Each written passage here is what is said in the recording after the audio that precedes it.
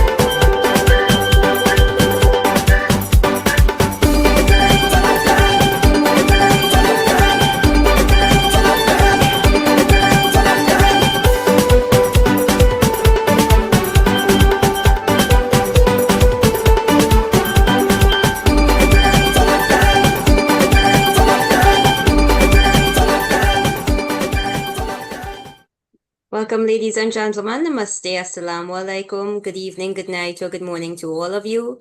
We are so pleased to have people at this meeting from all parts of the world in different time zones. I am Shakira Mohammed of Trinidad and Tobago, a teacher for the past 17 years. And ladies and gentlemen, this is the 269th edition of our ICC Thought Leaders Forum. We wish to sincerely thank all of you who have contributed in whatever way to the success of this ongoing Pan-Indo-Caribbean and Pan-Indian Diaspora Global Project. For 268 unbroken continuous weeks, we have been here every single Sunday. And in the past 5 years, 2 months and 1 week, we have featured 1,297 presenters from all parts of the world speaking on 268 topics. Ladies and gentlemen, this is a weekly forum being hosted by the Indo-Caribbean Cultural Center, a legally registered research and publishing company operating since 2010. And like today, we often partner with the Amina Ghafoor Institute for the Study of Indentureship and its Legacies, led by Professor David Dean, who is here with us today. In order to continue this weekly program and to make it bigger and better, we are kindly asking for suggestions and volunteers. If you give a donation, your name will be placed on our poster and all promotional materials, and you can contact Dr. Kumar Mahabir for details. So I'll introduce our moderator today, who is Shalama Mohammed, the co-director of this ICC Zoom platform, who is a business teacher and researcher from Trinidad and Tobago. She obtained her master's degree in business psychology from Franklin University in the USA. Shalama, welcome. Thank you so much, Shakir. Assalamu alaikum, namaste, and a warm welcome to all of you. Thank you so much for choosing to be here with us. This program is being recorded on Zoom and live streamed on the YouTube channel of the Indo-Caribbean Cultural Center. Welcome to all of you on YouTube. To avoid intrusions from trolls, our IT manager has muted everyone on Zoom. Speakers, please do not admit anyone, do not unmute anyone, and do not allow anyone to share your screen. Thank you so much for your cooperation. Please take note that we are busy planning for our conference and tour in South Africa, scheduled for the next 2 weeks on August 2nd to the 14th of this year. If you're still interested in participating, feel free to let us know. We will provide updates into the conference later in this program. And to those of you who are attending, whether in person or virtually, please stay at the end of today's presentations after the recording and live stream ends, so that we can get some updates from Professor Kaveshni Naidu. Thank you.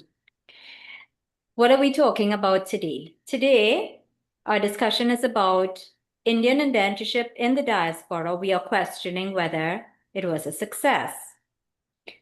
This is part 3 in the series. Following the abolition of slavery in the British Empire, the Indian indentureship system was instituted as a labor replacement strategy. Over the period 1828 to 1920, more than 1 million Indians were transported to various British, French, Dutch, Danish colonies, including Fiji, Mauritius, British Guyana, which is now Guyana, Trinidad, Suriname, and others, to work primarily but not exclusively on sugar plantations. The question of whether Indian indentureship in the diaspora was a success is complex and multifaceted. On one hand, indentured laborers and their descendants managed to preserve key elements of their cultural identity, contributed significantly to the economic and social development of host countries, and established vibrant diaspora communities. India benefited too from millions of rupees which were repatriated to families left behind by the indentured servants. On the other hand, the system itself was rooted in exploitation, marked by harsh working conditions, limited freedoms, which caused hundreds of thousands of indentures to be arrested and jailed. The injustices and broken promises resulted in the enactment of laws, which were previously non-existent, some of which still apply today. While the legacy includes resilience and cultural endurance, it is also a reminder of the human cost of unfree labor. And we're going to hear more about this system from our speakers today. And let me introduce our first speaker, who is Professor Alia Shahanur Amin of Canada. She was originally from Bangladesh. She completed her PhD in 2024 at Dhaka University. Her thesis was on the works of Amitav Ghosh, which includes the novel titled Sea of Poppies. Welcome, Professor Amin. You can go ahead with your presentation.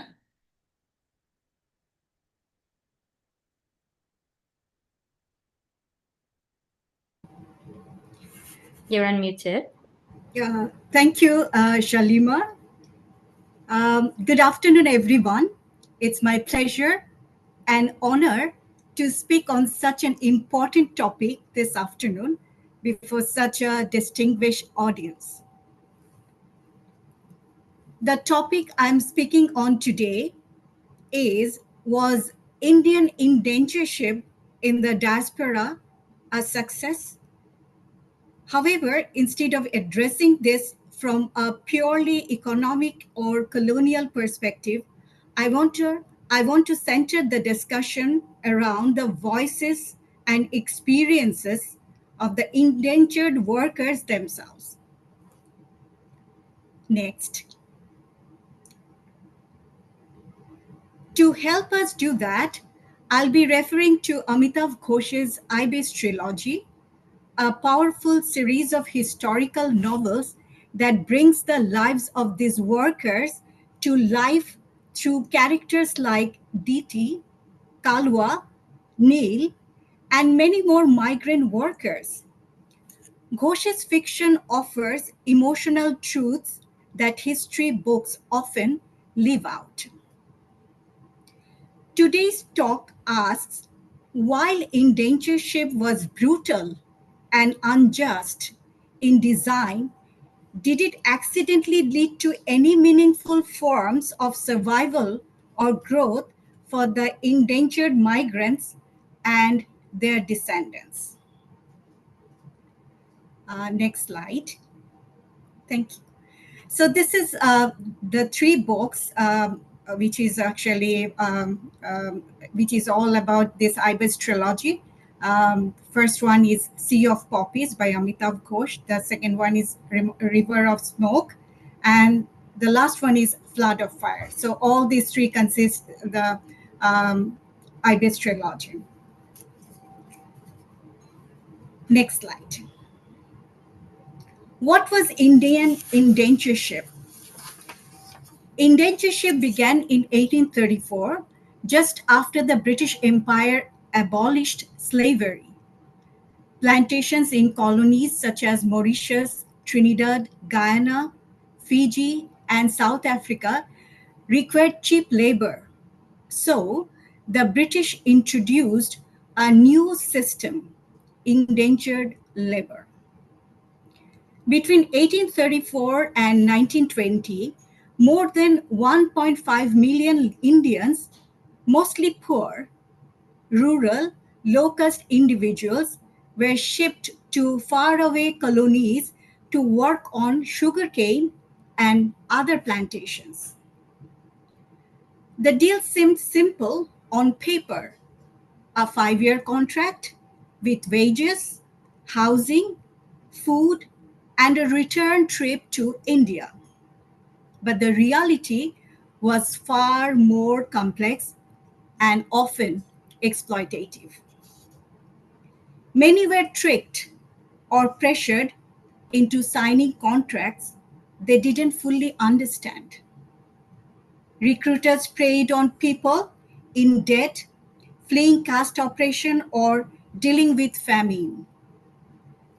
The idea of a return trip was more fantasy than reality.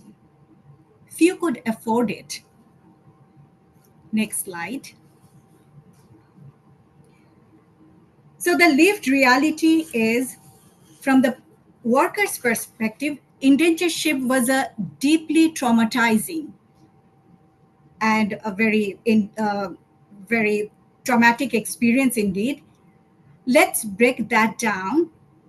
First, it's deception at the start. In Sea of Poppies, Ghosh shows how characters like Diti and Kalua end up on the ship Ibis. They don't migrate for opportunity, but out of desperation, running from caste violence and injustice. Their stories show how indentureship wasn't freely chosen, it was a kind of coerced migration. Secondly, loss of identity and caste. Crossing the Kalapani or Black Waters meant more than leaving home. It meant losing caste, status, and community ties. Many believed that once you crossed the sea, you were socially dead to your homeland. Yet, Ghosh explores how this rupture also created space for new identities to emerge. On the ship, the characters begin to form a new kind of jati or kinship, one based on solidarity and belongingness.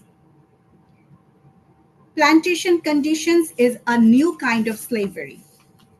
Once in the colonies, the indentured workers lived and worked under brutal conditions, long hours under tropical heat, frequent beatings, and harsh discipline. Women faced sexual violence, exploitation, and isolation. Housing was crowded, food was basic, and medical care was minimal. Legally, the contracts bound them to their employers, who could fine, imprison, or beat them for misconduct. It was a system that mirrored slavery, though technically not called one. Next slide. In Flood of Fire, Ghosh connects their labor system to the wider imperial machinery, opium trade, colonial wars, and racial hierarchies. Everything was part of a global system profiting off extraction and suffering. So these are the three books, like Sea of Poppies. We find these characters, Diti, Kalua, Neil, and here we find the stories of migration, trauma, and survival. In River of Smoke, we have seen the global trade, opium, and colonial greed. In Flood of Fire, we have seen empire, how empire was built, war, and resistance. So these three books, in fact, through this fiction, Ghosh reveals emotional, moral truths history often hides. Next slide. Thank you. So was there any hope? Yes, resistance and resilience. Amid this trauma, the human spirit resisted. People found ways to survive, adapt, and even rebuild their lives. Solidarity beyond caste. One of Ghosh's most moving insights is how people reimagined community. On the ship, high caste Brahmins ate with Dalits, Muslims worked with Hindus, women made decisions, and strangers became siblings. This was radical. In India, Caste divisions were rigid, but in the chaos of migration, people discovered unity in shared suffering, cultural retention, and creativity. In the colonies, Indians preserved elements of their culture, but also adapted and transformed them. Hindu festivals like Diwali and Holi were celebrated publicly. Chutney music blended Bhojpuri folk with Caribbean rhythms. New religious practices like Sattamasa Gana in Guyana emerged. Women, often more vulnerable, also found new freedoms. Widows like Diti in Sea of Poppies, who would have been cast out in India, became respected elders in diaspora communities. This gender shifts is an important success story. Next slide. Thank you. Let's evaluate success today, not for the system, but for the descendants of indentured workers. Cultural survival. Despite attempts to erase their past, Indian cultural roots survived. Languages like Bhojpuri and Tamil are still spoken. Food, clothing, and family rituals remain strong. Religious practices and hybrid festivals are common. Cultural continuity is a real success. Economic and political advancement. In countries like Mauritius, Trinidad, and Fiji, Indo descendants have achieved leadership, education, and entrepreneurship improved, but progress is not equal.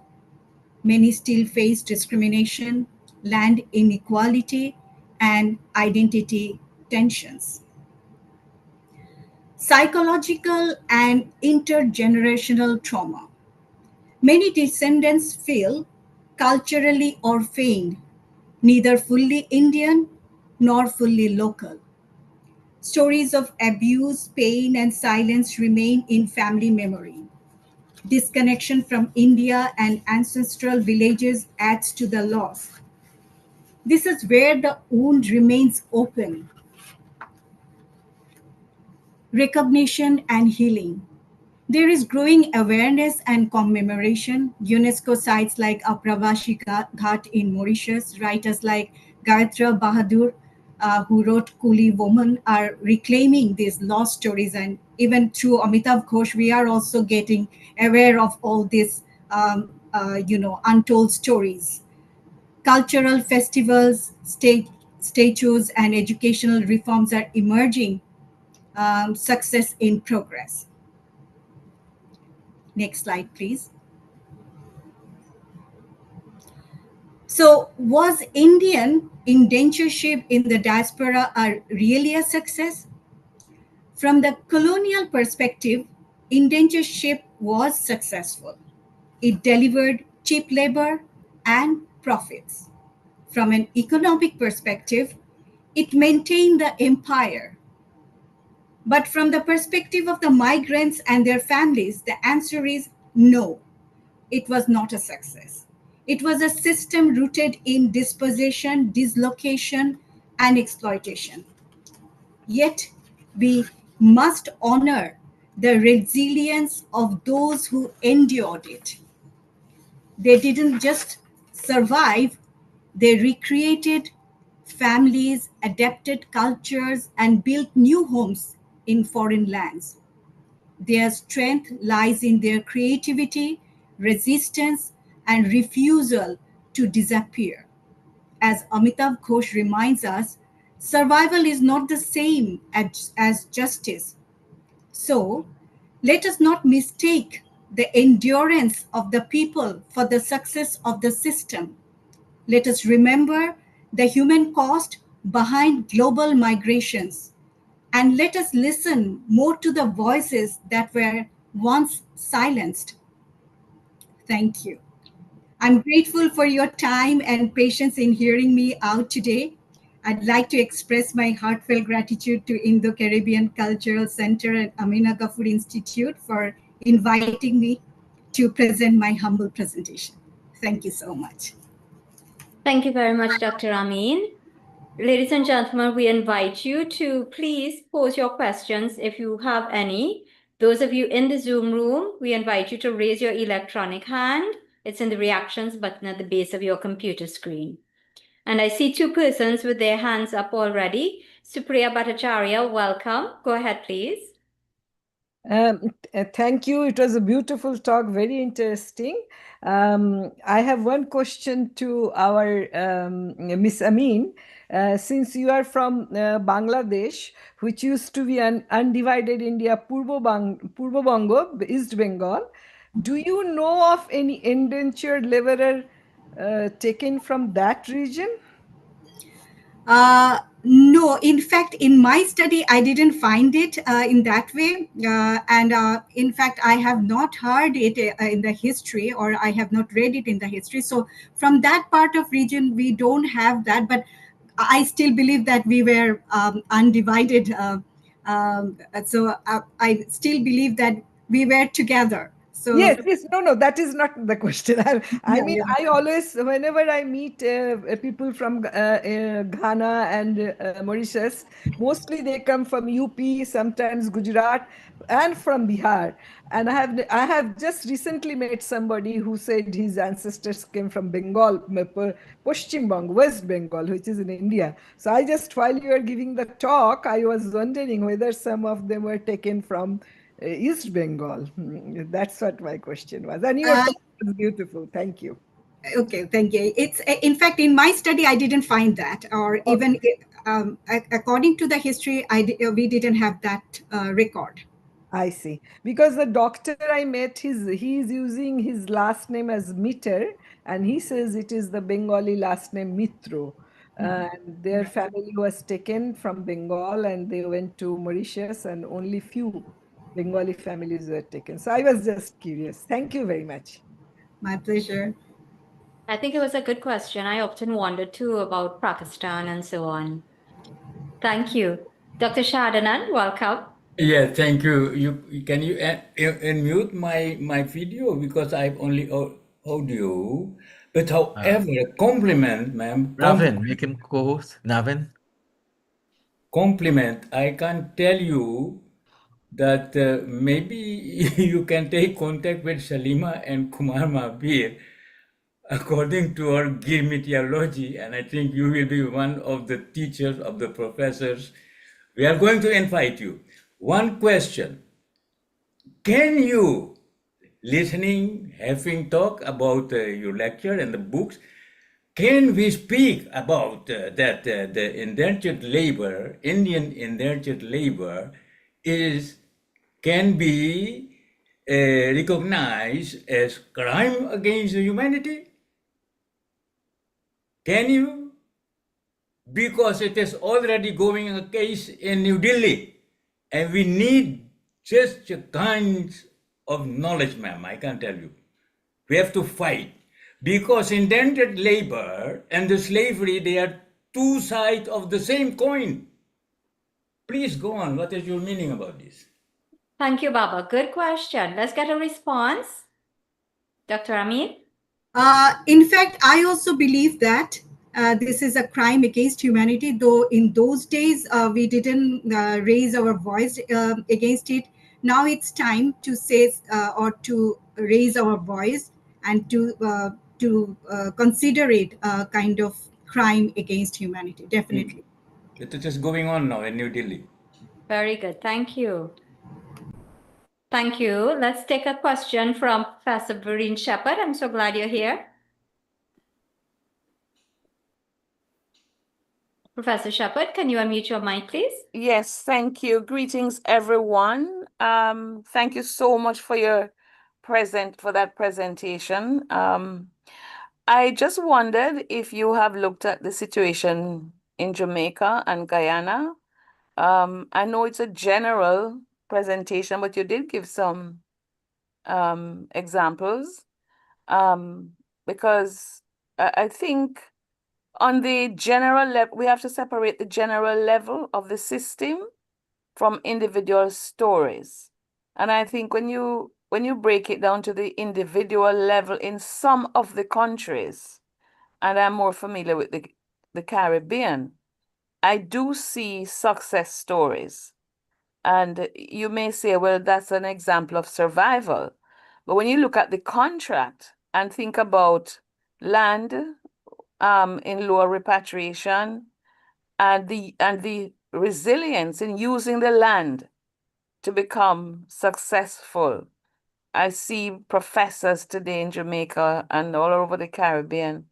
I see indentured, the descendants and even some of the indentures rising, because the system didn't end until about the 1920s, using the incentives to make themselves so successful. So I think we should look at some of the success stories as well, even if you criticize the entire system. And I agree, looking at Maharani's Misery, the book I wrote, I can say that for some it was horrendous.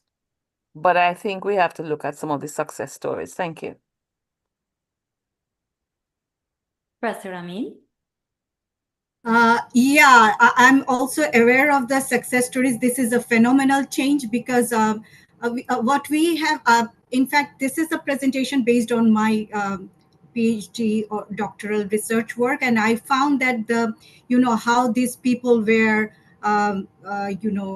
transported to a land and their sufferings. So the present day condition, it's definitely a kind of change that we have observed, and which is definitely a success story.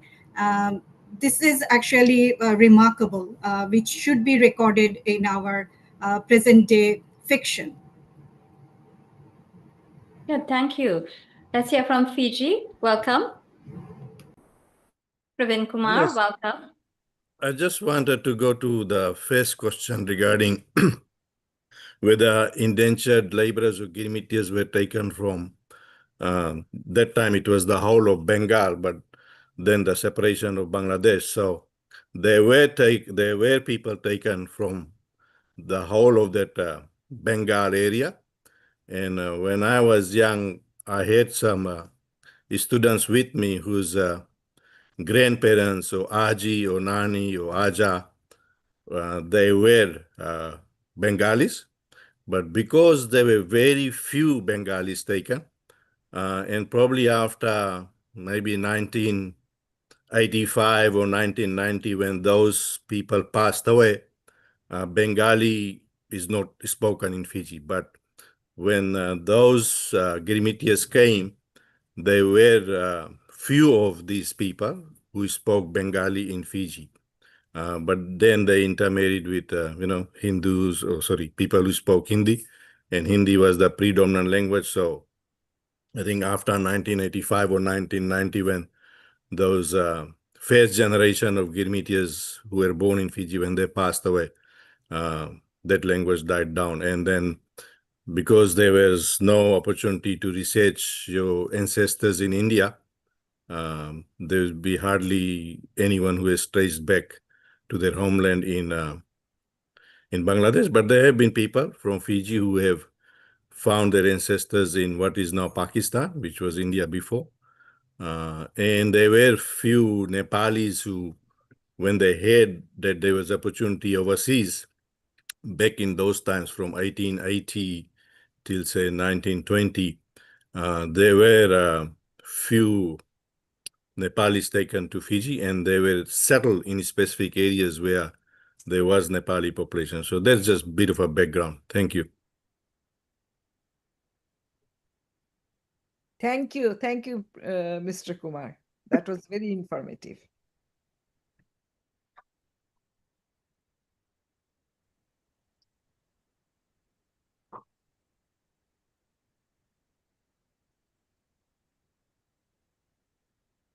Are we waiting on someone to speak? Oh, I'm so sorry. Dr. Amin, your final comment, please. Yeah, this is really interesting. I have heard of this information, and this is really helpful for me for my future research work. Because yeah, we share the same geographical location. So sometimes we have people who actually who migrated from East Bengal to which is now Bangladesh. From here, we have some people, our people whose ancestors are there, and they were actually they even migrated maybe to some parts of this colonial areas as the endangered workers. But that is not I think this is not actually enough to have kind of idea to get the idea whether there are enough people who actually migrated from this region, from Bangladesh, like which was East Bengal. Okay, great. Thank you very much for that. We appreciate your time and your research done. Thank you. It's my pleasure. Let's take our second speaker now, and this is Kritilata Ram from Mauritius. She's the co-chairperson of the Women's Council of the Global Organization of People of Indian Origin, GOPIO, and the vice president of Overseas Diaspora Initiatives in Mauritius. Very nice to have you. Welcome.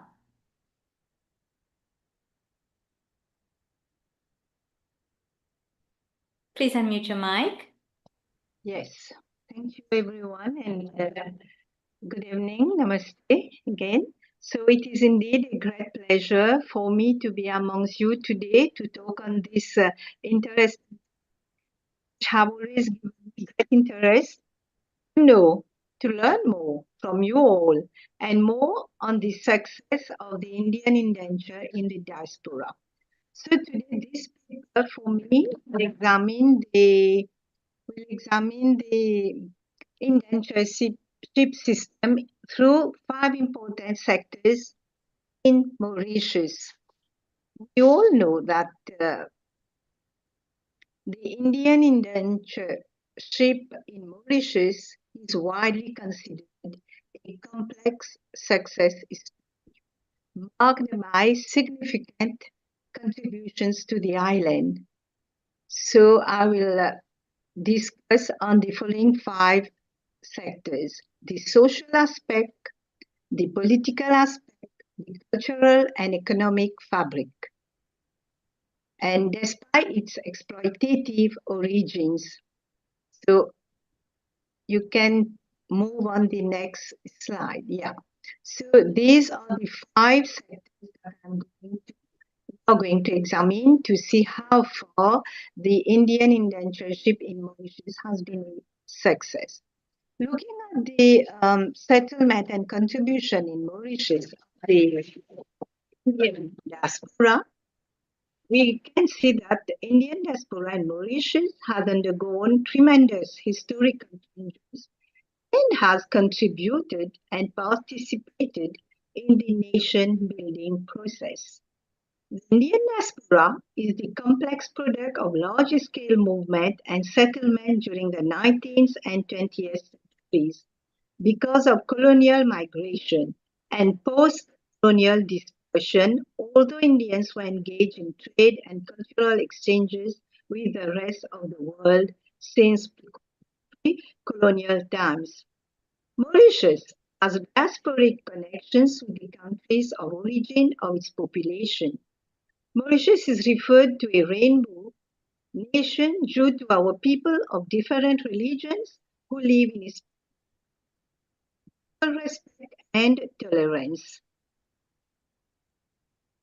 Groups are the Indo-Mauritians, 68%, Creoles, 27%, Sino-Mauritians, 3%, and Franco-Mauritians, 2% of the country's estimated 1.3 million population. So if we see the history of Mauritius, we can go to next. See the history of Mauritius. Next slide, please.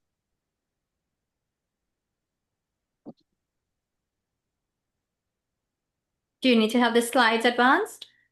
Yeah. So if we see the history of Mauritius, Britain began exporting bonded Indian labor to the island of Mauritius in 1834. As far as the settlement of the Indian diaspora in Mauritius is concerned, there were Indians in Mauritius long before the creation of indentured laborers began in the 1830s. They were skillful contract workers, artisans, sailors, and traders to come to the island between 1735 and 1746.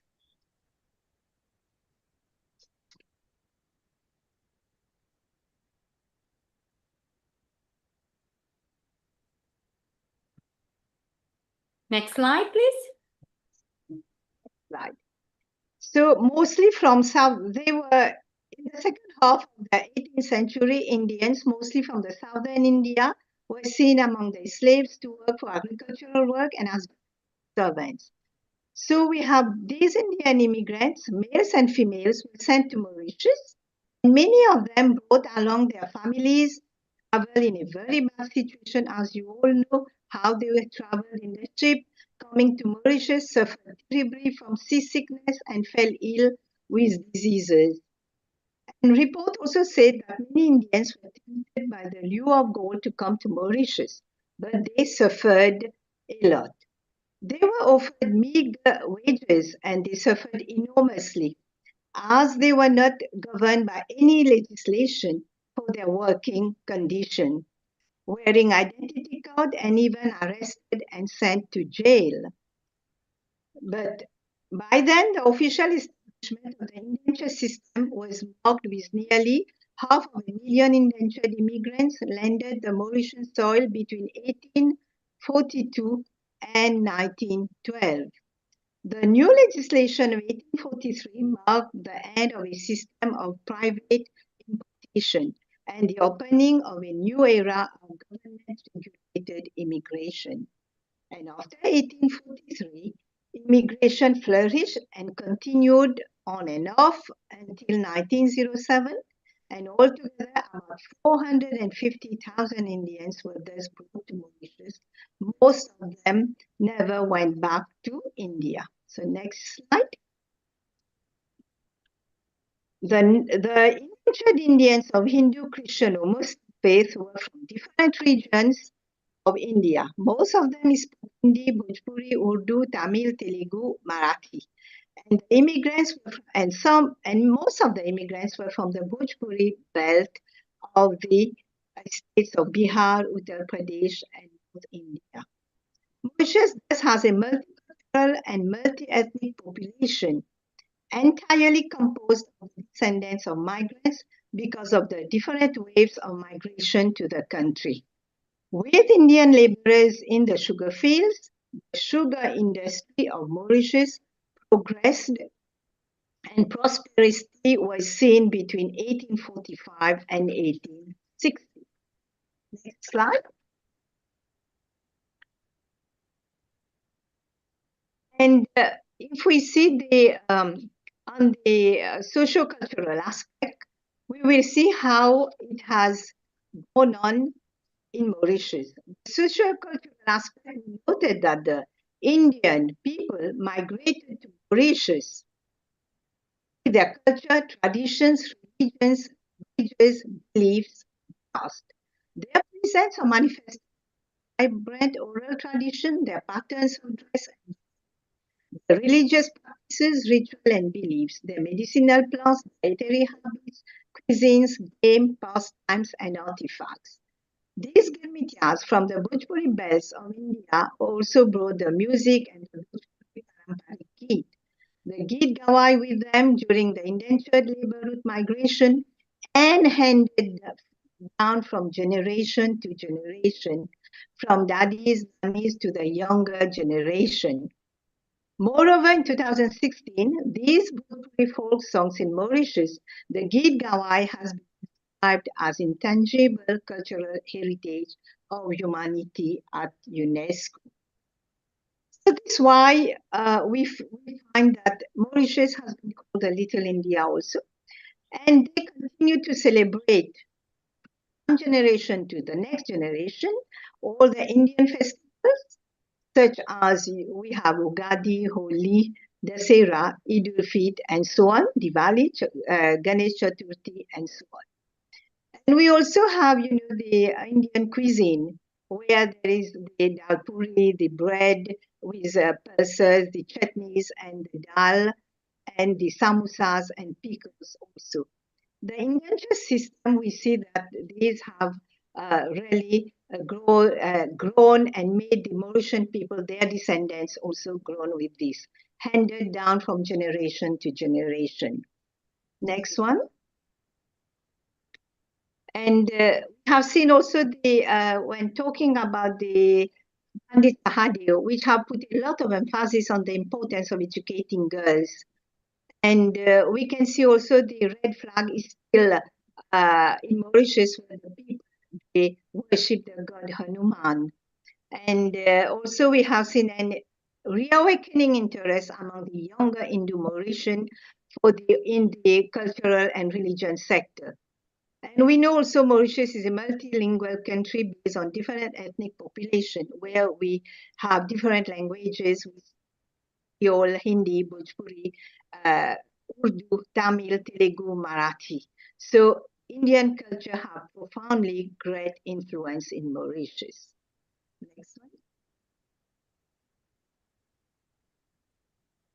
And if I'm going to talk about women also, from Pravasi women to empowered women in Mauritius, where we see that between the small country of enslaved Indian women was to be considered outnumbered in the course of the 19th century by a new generation of immigrants who settled on the island because of the indenture system. In 1835 and 1875, around 75,000 Indian women were estimated to have arrived in Mauritius. This was really a mighty force for the diaspora.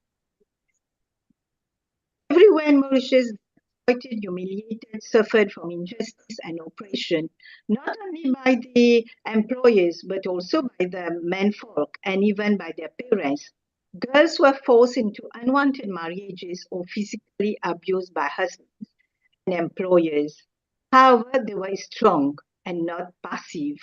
So these Pravasi women now have come a long way.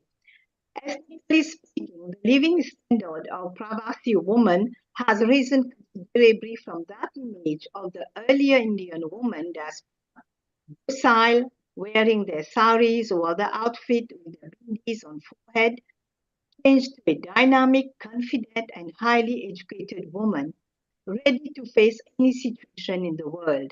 They have come out of the four walls of the house and found their way to higher education. And for me, we can call this a big success, isn't it? So next slide. And this has been possible due to the first PIU Prime Minister, Sesusagar Ramgulam, who gave free education to the people of Mauritius. And it was from pre-primary to tertiary level.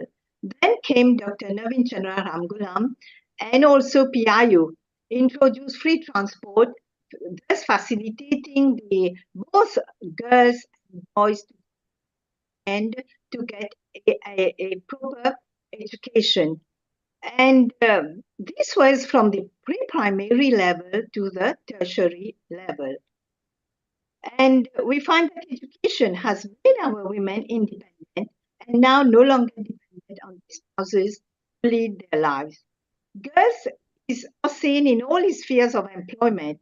We find women occupying high posts of decision making in the public as well as in the private sector. Because of them, Mauritius has achieved parity in terms of women's representation as High Court judges, with more than 47 of judges, including PIO women. We can see them as senior chief executive holding responsible jobs. And everywhere, women are taking the job of teachers, especially for teaching Oriental languages such as Hindi, Urdu, Tamil, Chinese, Christians.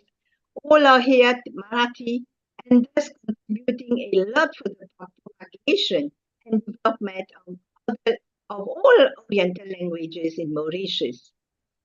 There is this preservation of languages, and I consider it very essential for our cultural values thus present in the different communities that we have in Mauritius. Next slide. So we find that women have kept their oral traditions and languages. What an interesting journey of our women, building their self-confidence and image, and women are everywhere now. Everywhere we can see them. And even if we see that as I said, in cultural also, with keeping the Bhojpuri songs and dances of our ancestors alive, we have seen these gatherings, about this in keeping the songs lively, Bhojpuri songs, as we call Git Gawai, making it famous all around the world. The Git Gawai considered as an element, as I said, cultural heritage brought by our ancestors. And Pravasi women also are effective, efficient, and effective to taking jobs of driver in taxi and newly metro, which have been launched in Mauritius, They are also the drivers of trucks, lorries, from doctors to scientists, and working also in the agricultural field, feeding our people, citizens, even exporting their products. And we can also see that women of PIO working in the, as I said, breeding poultry, rearing cows, etc., with their degrees and knowledge, researchers, scientists working efficiently. Remarkable increase in the number of engineers, mechanical or civil, both from rural and urban women, are equal nowadays. They are playing an extremely active role in the economic field, rising from homemakers to breadwinners. And the next one I'm going to talk about into politics.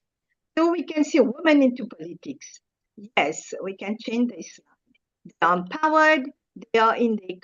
I'm talking about the politics first.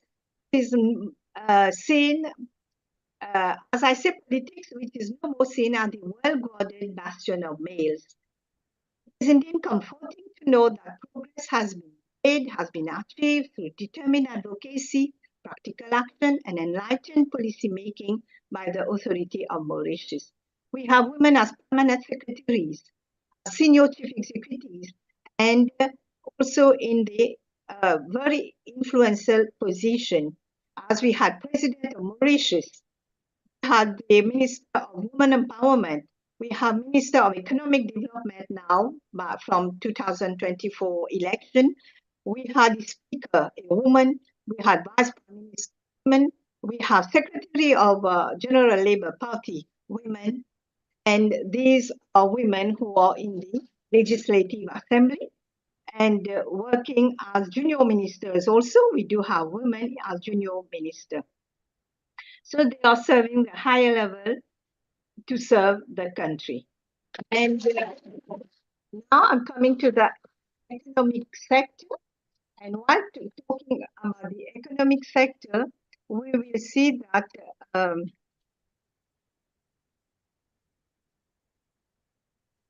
economic sector, Mauritius have, since independence, Mauritius have gone through various stages of economic transformation, transitioning from a monocrop economy to manufacturing and a sophisticated and diversified services-oriented economy.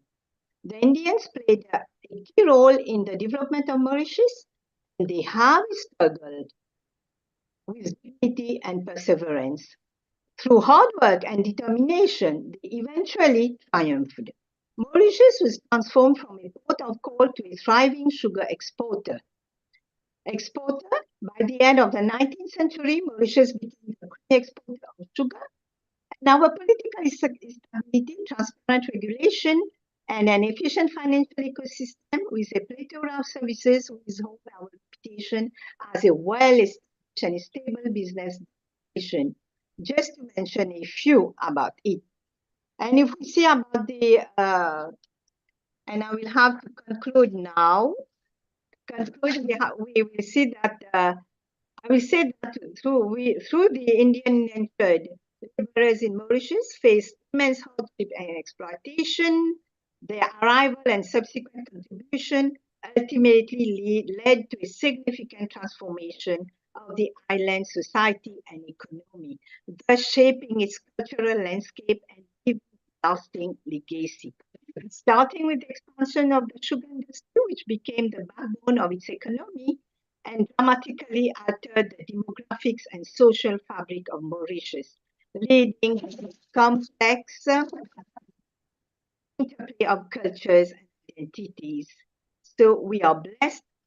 Is blessed with warm, friendly, and hospitable people living in harmony and peace. In peace, Mauritius. Thank you.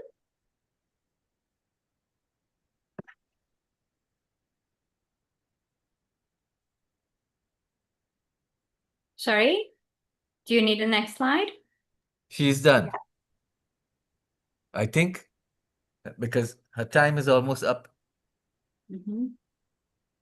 So let's go to the conclusion if she wants to continue.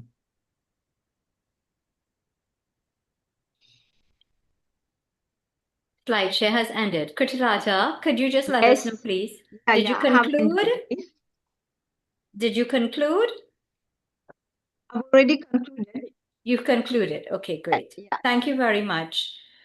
So there are some comments in the chat which are worth reflecting on. And for the benefit of the audience in YouTube, I am going to read Chand Gupta's comment. She says, in Fiji, the situation with the descendants of the Gametias includes a challenging land issue. It's thorny, and it is one of the reasons why there's a large number of squatter settlements and significant migrations of Indo-Fijians out of Fiji to places like Australia, New Zealand, the US, etc. She is also pointing out that there is discrimination against Indo-Fijians in the allocation of scholarships and job promotions. She's referencing the British divide and rule method of government, which bred mistrust and suspicion that exists today. And there's a communal form of voting based on race and ethnicity. So, Ms. Ram, in her view, these factors, and Chan, I'm speaking for you, these factors really ought to be considered in addition to all that you've raised in terms of assessing whether it was a success or not. Can you please comment?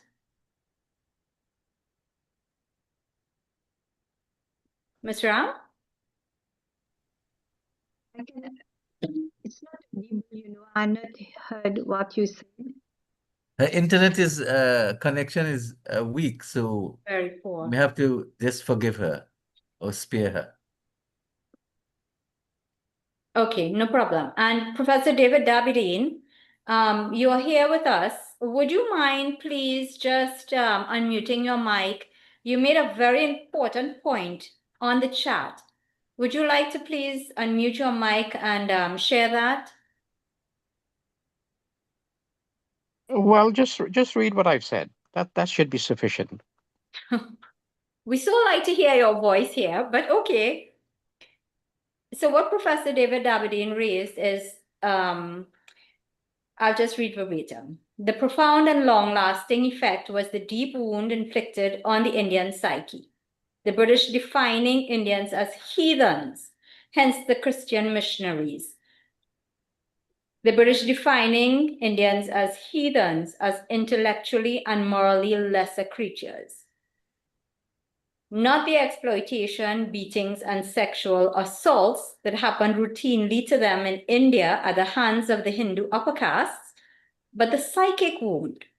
Sociologists have argued that we being descendants of those Indian indentures, still have an inferiority complex which is an inherited belief that white people are intellectually superior to us and more civilized. So if we were to assess that, taking into consideration the original question, which is what was Indian indentureship a success? I think really if we are to say that there is still an inferiority complex among those of us who are descendants, then Indian indentureship was not a success. If we also take into consideration that the self-image and self-confidence that Ms. Ram raised, the self-image and self-confidence of Indian women in India are basically on par with those of Indians in the Indian descendants like us in the diaspora. So is there really a difference? How have we in the diaspora benefited? There's very little difference. I suppose we could somebody needs to assess it properly, scientifically. But by and large, I would think that that's a measurement that we really are on par on. Would anybody like to comment? I think Professor Praveen had his hand up. Okay. Yes, Yeah. Dr. Mabir, just Go ahead. regarding Kriti Lata's presentation, we were actually progressing much better than Mauritius way back in 87 or 1987. But when the two military coups happened and the other turmoils in Fiji for the last, say, 38 years, we have actually gone backwards. And Mauritius actually thrived in all aspects of economic and financial development. And we are now probably trialing or running behind Mauritius by about 35 years. And it is very sad that once we were the icon of the South Pacific, we are having so many issues. Just recently, the HIV/AIDS epidemic is very rampant in Fiji. The drug cases and our population has gone down because of all the discrimination from probably 55% in 1986, and we are hovering only about, say, 28% of the population today. But very briefly regarding Shalima's comment regarding the progress of women in the diaspora, Fiji Indian women have actually done very well. And it was because of the religious organizations in Fiji, the Girmitias who came and the first batch of Girmitias who built schools in Fiji. And the emphasis was to get educated and get out of poverty. And that's how a large segment of the Fiji Indian women have migrated and have gone on to do further studies and PhDs and fellowships, etc. But it would be quite a, you can say, intensive study if we want to compare the status of women within the diaspora and compare it with India. And but in regards to Fiji, from my own perspective, women have done very well. I know when my mom did senior Cambridge examination way back in early 1954, she was given a scholarship to go to Auckland University to do dentistry, and her parents did not allow her to go. And she became a primary school teacher, but then things changed after that. But that's in brief. So, but that will be a very intensive study. But in terms of Fiji, I can speak only for Fiji. The women have done very well, and that's all I can say. Thank you. Thank you very much for that. Jay, go ahead, please. Can't. We're hearing you. I'm unmuted. Okay, there I am. Go ahead. I support. I wouldn't want to call David Aberdeen incompetent. Can I? I support David's assessment of what's happening in the diaspora. We came against our wishes from the Indian subcontinent. We were brought here, just like the slaves were brought because of the church behind slavery and the conquest of discovery. And all the colonists or the colonial powers used that as a power base. And when they lost the slavery question, they brought us in, and we were like chattel to the lords and ladies of Great Britain, and even Spain, even France, Portugal. But Britain was the one that capitalized on bringing the Indians from the subcontinent. Now, having said that, if you look at Gopio's position, the Black Lives Matter's position, and our position, there's about three different ways we are trying to go after the colonists and try to get reparations. And that is the big problem that we have within our own communities and within our own colonies. We are not organized. We are not what we call with one voice shouting at the colonial powers that you did wrong to us. And therefore, under all the charters, all the UN charters, put together will not solve this. It's not going to solve this unless we become united. And having said that, all the presentation so far is fine, is giving us a perspective of how we were brought. I would say we were brought, we didn't come as immigrants, we were brought against our wishes. And there is a lovely education, what you call video that's on YouTube, and I think I sent it to Dr. Mabir, Shalima, and Dr. Kogi, which gives a good perspective of what we did, or what the British government did at that time and how they brought us. So we have to get united first, and then we can go after the colonial powers and say, now we want reparations, and you did wrong. Even an apology is not coming from the crown.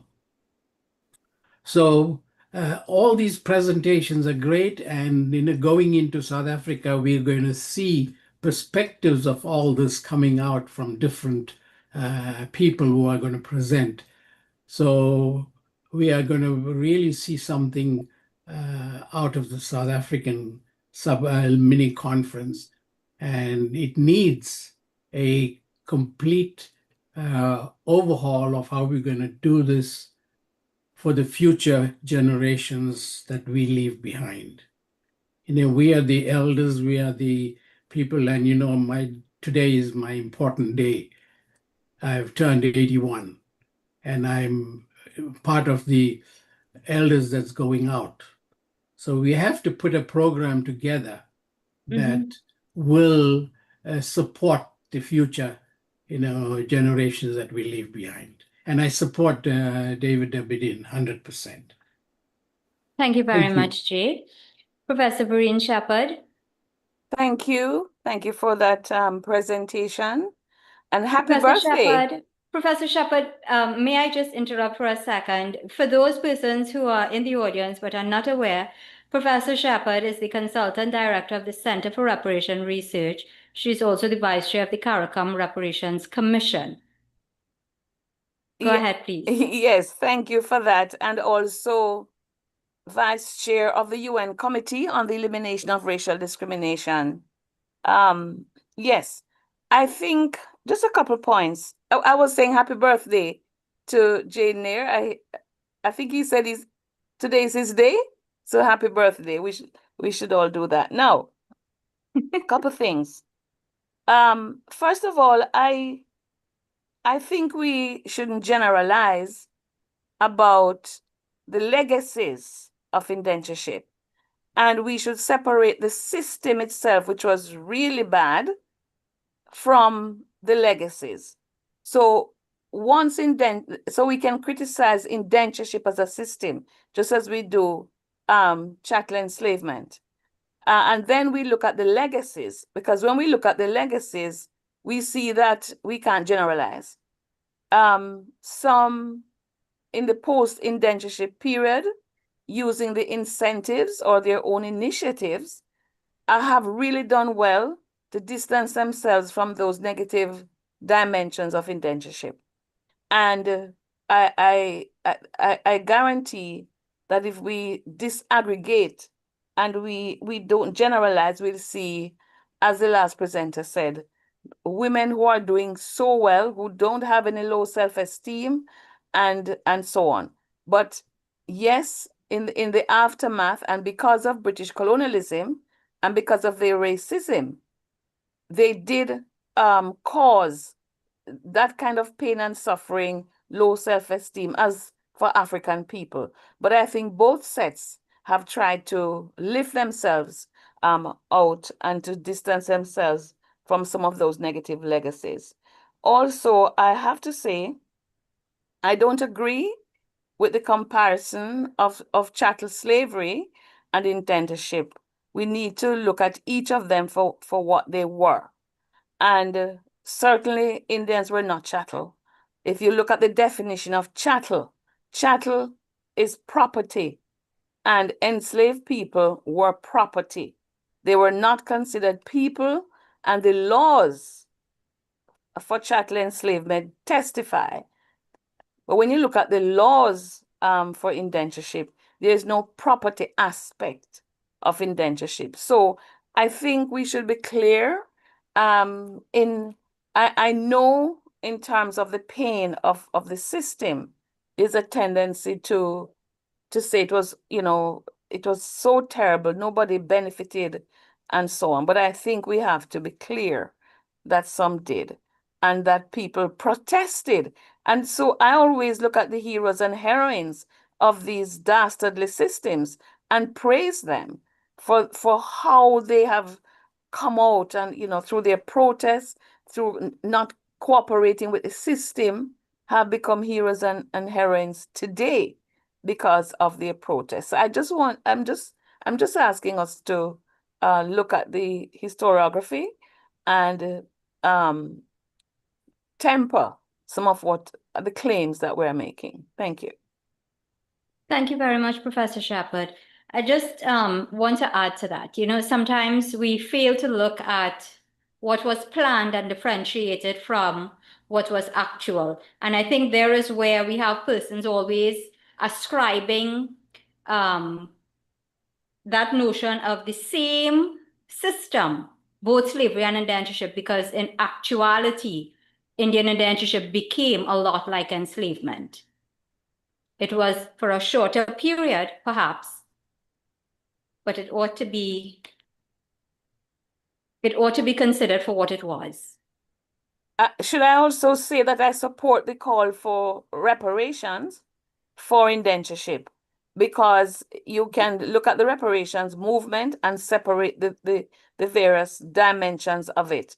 But certainly in terms of post-colonial harm and harm during indentureship, on the plantations and so on, I think you have a strong case, and the CARICOM Reparations Commission has added deceptive indentureship to the demand. But I think the community of survivors of the indentureship system, on behalf of their ancestors and on our own behalf, must also lobby. Indeed.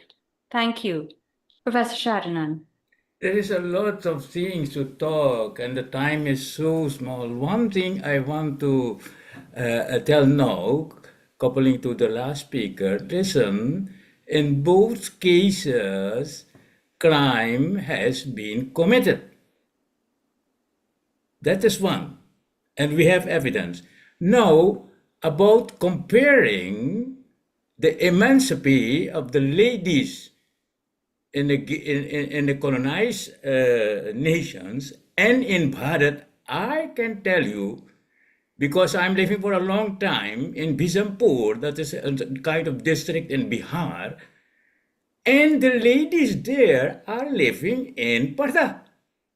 You know, if Barku came, bigger brother of your husband, you have to go away. You know, one of the reasons why the Girmitia ladies didn't want to go back to Bharat was this. They didn't want to become and live in the Parda system. The emancipation globally, if you are looking to the emancipation process of our ladies, our women, almost female in the nations who has been colonized, these ladies are very far. I can tell you that. That is one. Second or third, I want to tell that we have already an academic platform.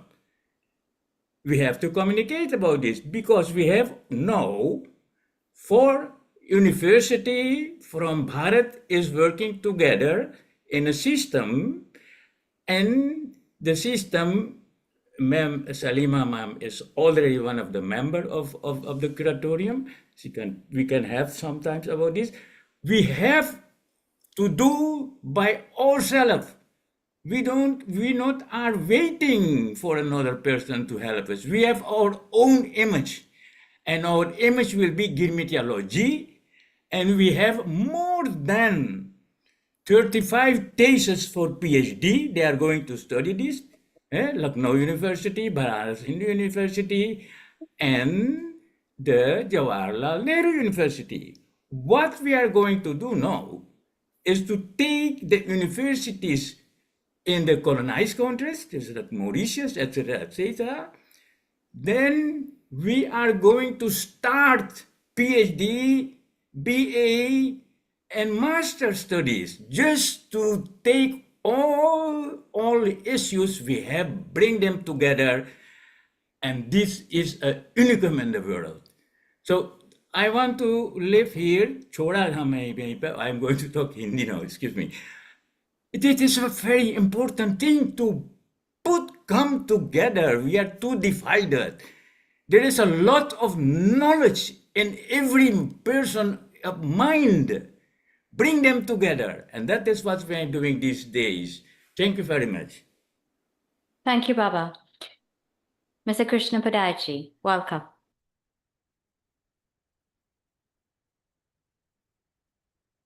Can you unmute your mic? Yes, I think I am audible right now. Aren't Yes. I? Yes. Yes. Oh, okay.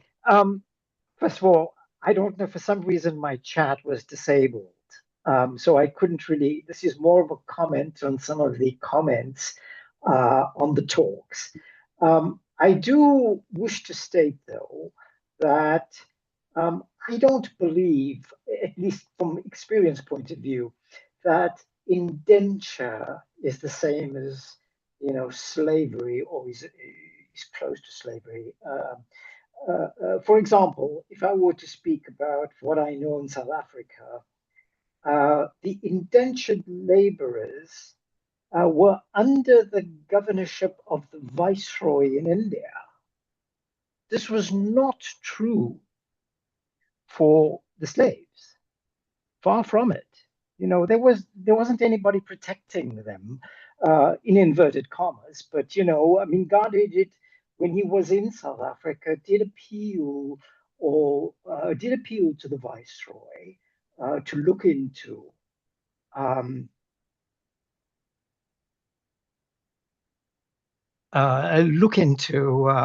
this issue. Well, I just wanted to make that comment. So thank you. Okay, noted. Thank you very much. Mr. Vishnu Mahadev, welcome. Well, I would like to first commend you guys for bringing up our historic perspective and let us be focused in terms of some of the ills of that. However, we have opportunities where we can protect our elders more effectively and increase their quality of life. So I would like to set up a forum where we can actually discuss how this can be done, because we need to educate not only the people in the United States, but people in the diaspora with Trinidad, Guyana, Suriname, Jamaica, so they can all get an understanding of what type of social services should.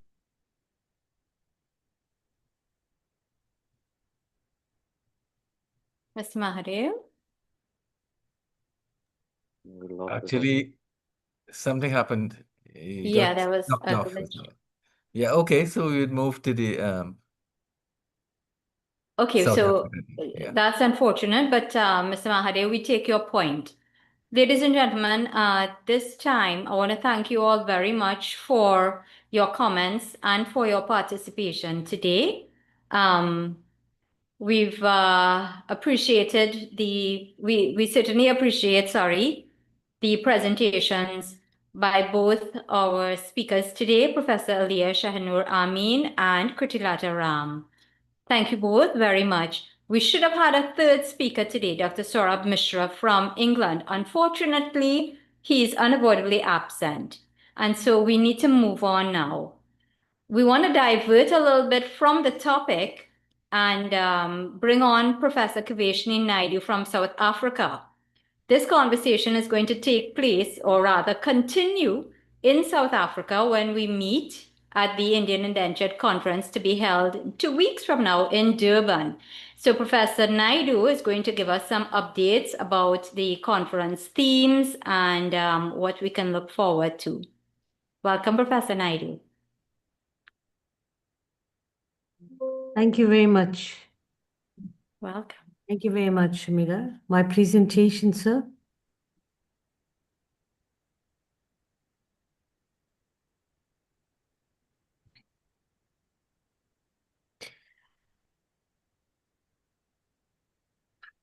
Go back to the first one.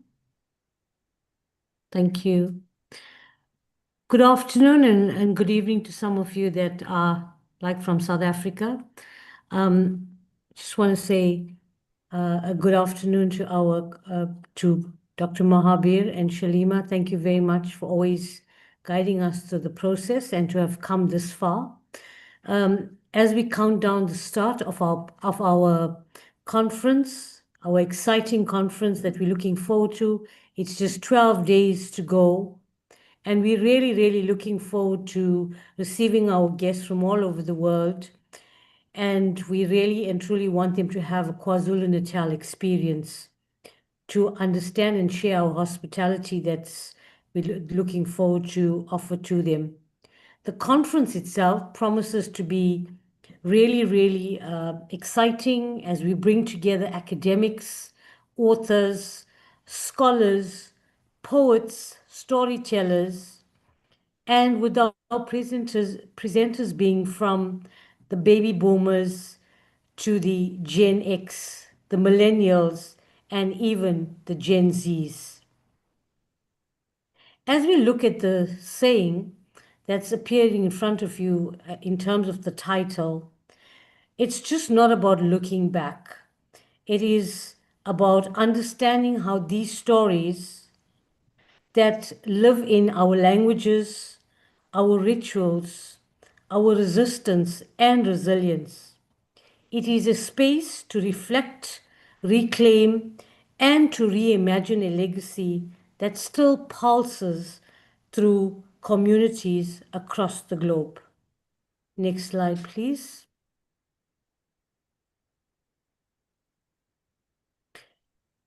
As a reminder, some important information about our conference. The conference will commence on the 3rd of August, from the 3rd to the 5th of August. On day one, we will commence at 7 with registration, but the subsequent days, the conference will start at 9 and terminate at 17:30 minutes. There's also an evening program that starts at 18:30 and will finish at 20:30 hours. Our major sponsor for this particular conference is the Alpfest Institute for Future Tech, but this conference is also in collaboration with the 1860 Indentured Laborers Foundation, Verulam, the LOC 1860 Indian Arrival to Natal, and the ICC Indo-Caribbean Center. We'd also like to remind you that this particular, the institution is situated in a very good area in Umhlanga. It is walking distance from the hotel for those of you that are staying at the Gateway Hotel, very conveniently situated opposite the Gateway Shopping Center. And this particular conference, without the collaboration and the efforts, would have not brought us this far. And I want to say a special thank you to Dr. Mahabir and Shalima as well at this point. Next slide, please.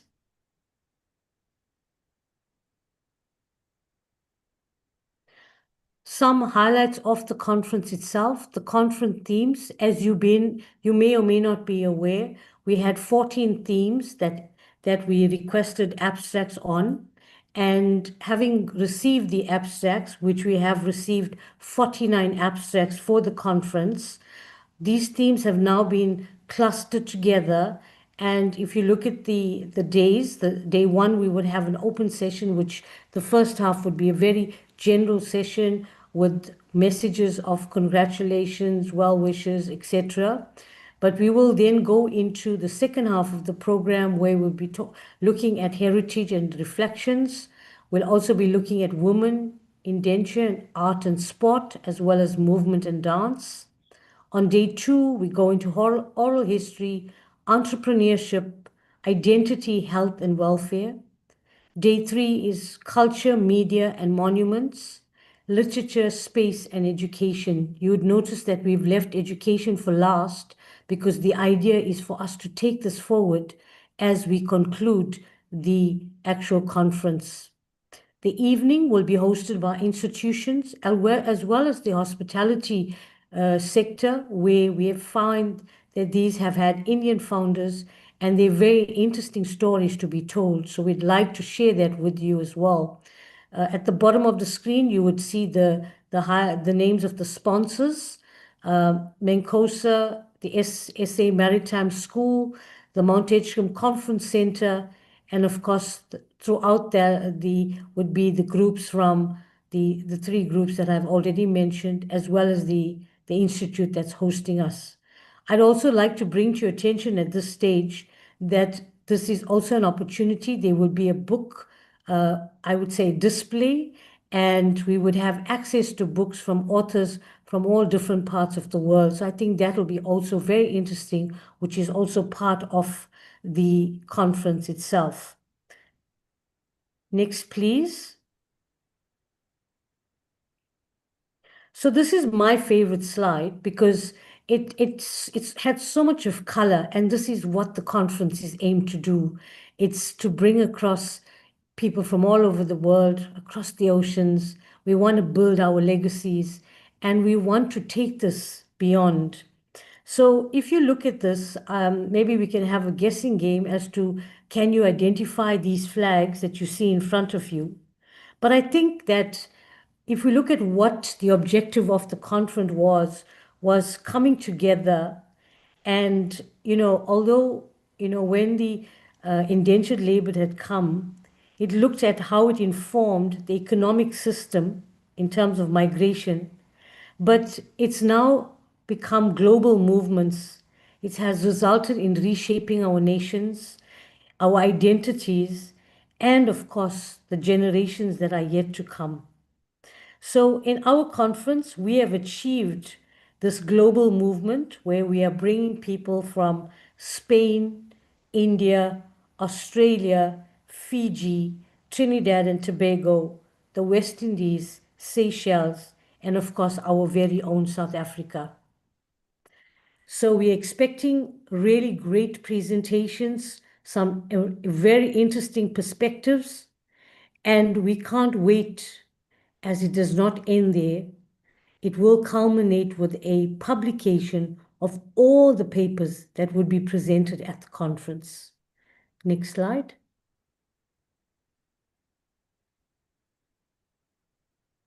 In conclusion, as I mentioned at the start, we are really looking forward to hosting you. We look at this as being a unique opportunity to contribute to your legacy. Let us use this as a platform to shape the future for the generations to come.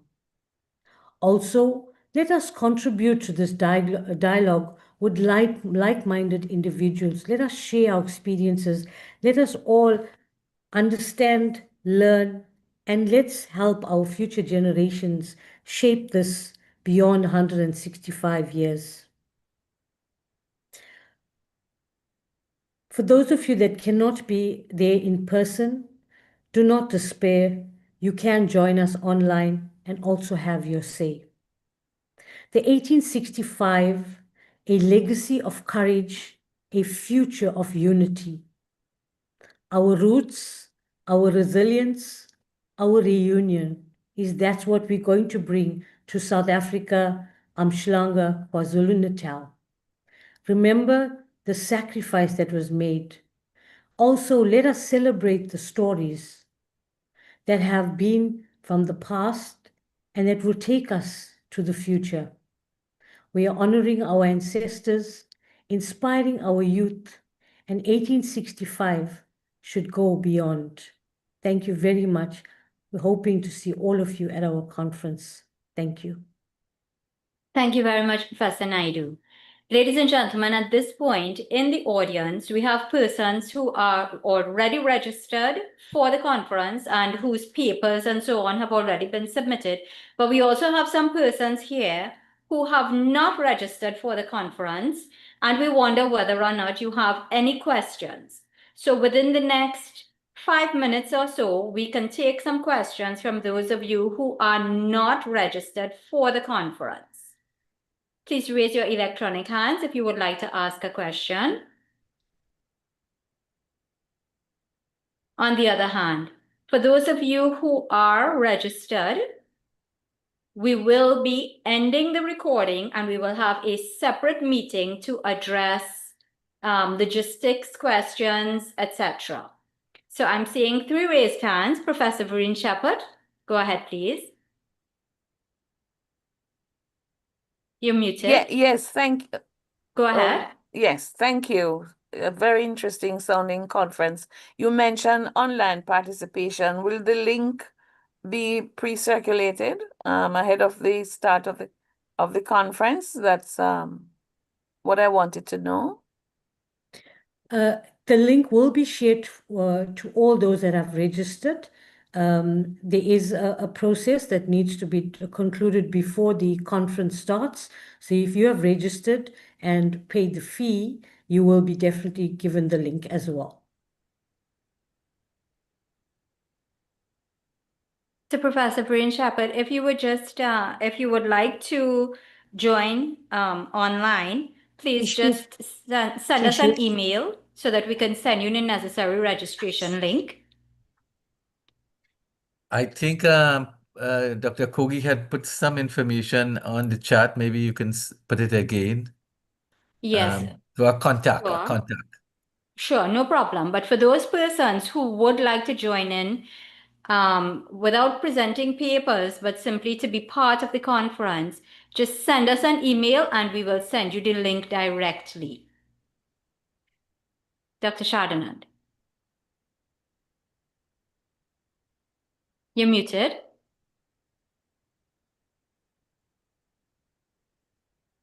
Dr. Shardanand, please unmute. Go ahead. Excuse me, I didn't know that this conference was online. Please, I want to register me to be here in Madhubani or maybe in Rotterdam to follow this conference. It is really important for me too, you know. You know why I'm telling you this thing. Yes. So when we see you next week, we'll sort you out, no problem. I'll see you next days. Yes. Okay, thank you. Sure. Someone else had their hand up. Is it Chand? Yes, Chand. Chand, and you're unmuted. Go ahead, please. I just wanted to know about the link, and it has already been answered. Okay. Thank you. Sure, no problem. And the other thing is that our chat has been disabled. Sorry? I don't know. The Ravin, chat has been disabled. the same chat so I can't disabled? put anything there. Let me take a look at it. What was disabled? The chat. The chat. It shouldn't Which be. chat, Chand? For this meeting? Yes. No. Well, it says disabled on my screen. It says Hmm. disabled on your end. Yes, Shalima, sorry. Yes, the chat has been disabled. Okay. Navin, Yes, check somebody on else that. had mentioned it. Now there's three of us telling. That's Huh. true. It's very strange. Okay, so technical support is required there. Thanks for pointing that out. Okay, now it's open. Check now. Shani, I think you had your hand up as well. Do you have a question? Oh, no, it was the same question. If we wanted to come on via link, how we would be able to do that? Okay, Yeah. good. No problem. So just again, send me a message so that we could send you the registration link. Okay, thank you. Sure. Okay. So I think okay. So Mr. Praveen Kumar wants to register to participate online as well. Okay, good. Mr. Padachi, did you have a question?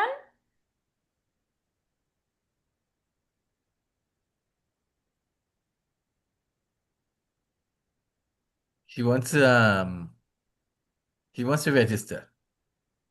Okay. Praveen. Dr. Right. Praveen, Okay. Professor So we see Kumar. that. Right. Okay. So the chat is back up.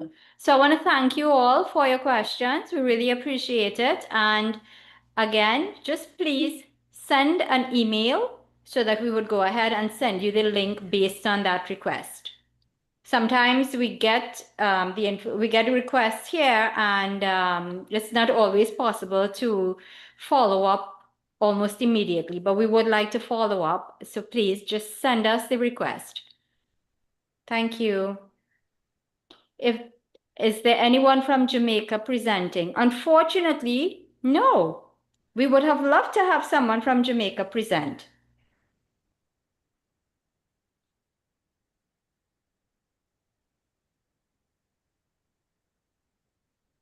So those who are attending, whether online or in person, stay on. We have a meeting at the end.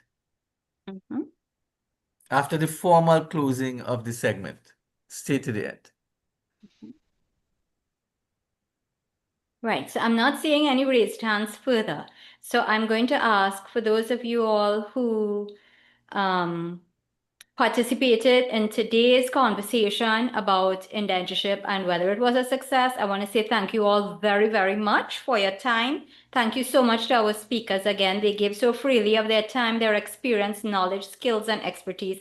It's very late where they are, and they were here. Really, thank you very, very much. So at this point in time, I want to invite Shakira to formally close the program. We will go ahead, we will end the recording. We will end the live stream, but the Zoom stays on for those who will be participating online and in person at the conference and the tour in South Africa. Thank you. And for those who wish to register or Shakir? attend Yeah. anyway. Yeah. Thank you. Right. There, Hazel has put Thank you. Thank you, an email. Shalma. Yeah. And we want to thank everyone for taking the time to attend and to participate. We wish to thank all of our panel of speakers who have given so freely of their time. So as we've said earlier, this public meeting is being hosted by the Indo-Caribbean Cultural Center. And like today, we often partner with the Amina Ghafoor Institute for the Study of Indentureship and its legacies, led by Professor David Dean. And you can feel free to contact the ICC to publish your books. Remember that we are kindly asking for your suggestions. If you give a donation, your name will be placed on our poster and all promotional materials, and contact Dr. Mahabir for details. Our topic next Sunday will be personal experiences of the 1990 attempted coup in Trinidad. So we want to thank our planning team led by Dr. Kumar Mahabir and Shalama Mohammed, our IT consultants Daryl Gransam and Navin Mangal, and Daryl again for designing the poster. So please visit, like, and subscribe our YouTube channel to see all our past recordings. I am Shakira Mohammed of Trinidad and Tobago saying goodbye. May God bless you all. Dhanyavad. Thank you. So we won't have any closing video today because this is for people who are attending, whether online or in person, or who wish to attend or who want to register if you have questions. So just raise your hand. Kindly And- stop the recording. Thank you. Oh, yeah. And Please the live end the stream. live Right. stream as well. Thanks. Yeah, right.